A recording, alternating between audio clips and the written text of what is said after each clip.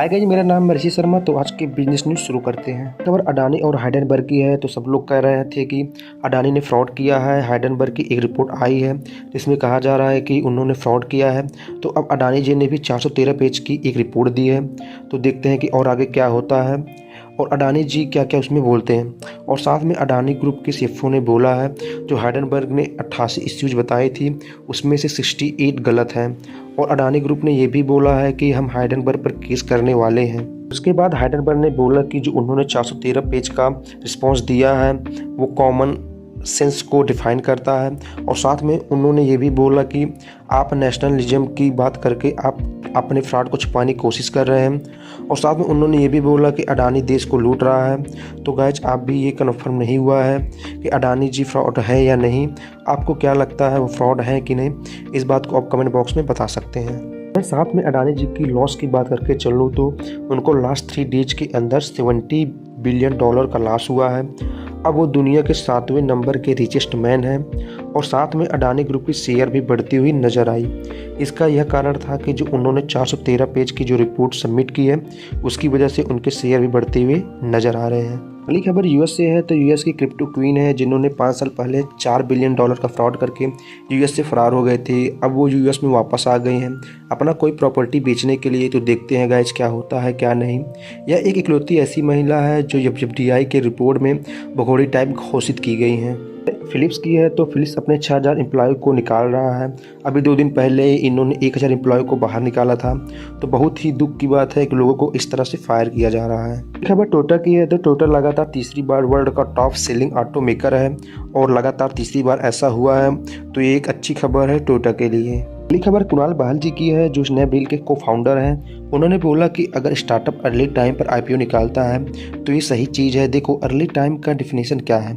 मान लो कोई स्टार्टअप खुला और उसका वैल्यूएशन धीरे धीरे बढ़ते बढ़ते $8 बिलियन तक पहुंच गया है। अब 50,000 करोड़ रुपए के वैल्यूएशन के ऊपर वह अपना आईपीओ निकाल रहा है और वह लॉजिकली 25% अपने ऊपर डिल्यूट करेगा। अगर वह अपने ऊपर 25% डिल्यूट करेगा तो इंडिया के मार्केट में इतना पैसा नहीं है कि उसमें इन्वेस्ट हो जाए। तो उन्होंने ये पॉइंट किया अगर वो अर्ली मार्केट से 1000 करोड़ 1500 करोड़ रुपए उठा लेता है तो मार्केट उसको दे भी सकता है। ये खबर बीपी की है। तो उनके हिसाब से यूक्रेन और रशिया की वार चल रही है उसकी वजह से ऑयल और गैस की तरफ जो लोगों का झुकाव था वो ख़त्म हो रहा है। ज़्यादातर इकोनॉमीज डिपेंड होने लगी है यूरेनियम रिसोर्सेज के ऊपर। तो मुझे भी ऐसा ही लगता है कि यही एक अल्टरनेटिव है। अगर आप फ्यूचर की बात करके चलो तो इंडिया गवर्नमेंट भी कर रही है ये काम और ये लॉजिकल बात है। हम भी ईवी व्हीकल बना रहे हैं, सोलर पैनल लगा रहे हैं ताकि हम ऑयल और गैस के मामले में दूसरे देश के ऊपर डिपेंड बिल्कुल भी ना रहें। खबर एलॉन मस्क की है। तो उन्होंने बोला है कि मैं बहुत ज़्यादा काम करता हूँ। अगर मैं घर जाता हूँ तो एक तरह वहाँ भी काम करता हूँ। उन्होंने बताया कि मैं एक हफ्ते के अंदर 120 घंटे काम करता हूँ। इसका मतलब है 7 बाकी बच्चे जो 7 घंटे हैं उसमें वो कुल खाते पीते सोते सब करते हैं। बेसिकली उनके कहने का ये मतलब है कि जब से ट्विटर ख़रीदा हूँ तब से मेरा काम बढ़ गया है। अगली खबर जोही की है। श्रीधर वेम्बू जी की जो कंपनी है उन्होंने अपना नेट प्रॉफिट 2000 करोड़ रुपया रिपोर्ट किया है फाइनेंशियल ईयर 2022 के अंदर और ये घटा था। जो सब लोग कह रहे थे कि आईटी कंपनी का नुकसान हो रहा है, 2000 करोड़ की नेट प्रॉफिट है इनकी, ये कंपनी होती है। तो ये बहुत ही अच्छी खबर है। खबर चाइनीज चैट जीपीटी आ रहा है, बहुत जल्दी लॉन्च हो सकता है और कहा जा रहा है कि ये ओपन एआई और गूगल को भी ख़त्म कर देगा। तो देखते हैं आने वाले टाइम पर क्या होता है क्या नहीं। अगली खबर हमारे मार्केट की है। तो अगर हम निफ्टी 50 की बात करके चलूँ तो वह 0.25% बढ़ता हुआ दिखाई दे रहा है। वहीं पर निफ्टी स्मॉल कैप 50 0.12% घटते हुए दिखाई दे रहा है और निफ्टी मिड कैप 50 0.16% बढ़ते हुए दिखाई दे रहा है। और इसके बीच बड़ी बात यह है कि अडानी ग्रुप भी जो उनका प्राइस है वह 3.93% बढ़ते हुए दिखाई दे रहा है।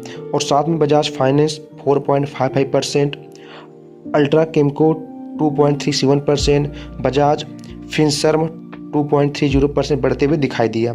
अगर हम पावर ग्रिड 3.28%, बजाज ऑटो 2.41%, इंडस बैंक 1.96% और लार्सन एंड टर्बो 1.75% घटते हुए हमारी मार्केट अंत में बंद हुई। अगली खबर निसान की है। तो निसान अपने अंदर रेनॉल्ट अपने स्टेक को कम करने वाला है।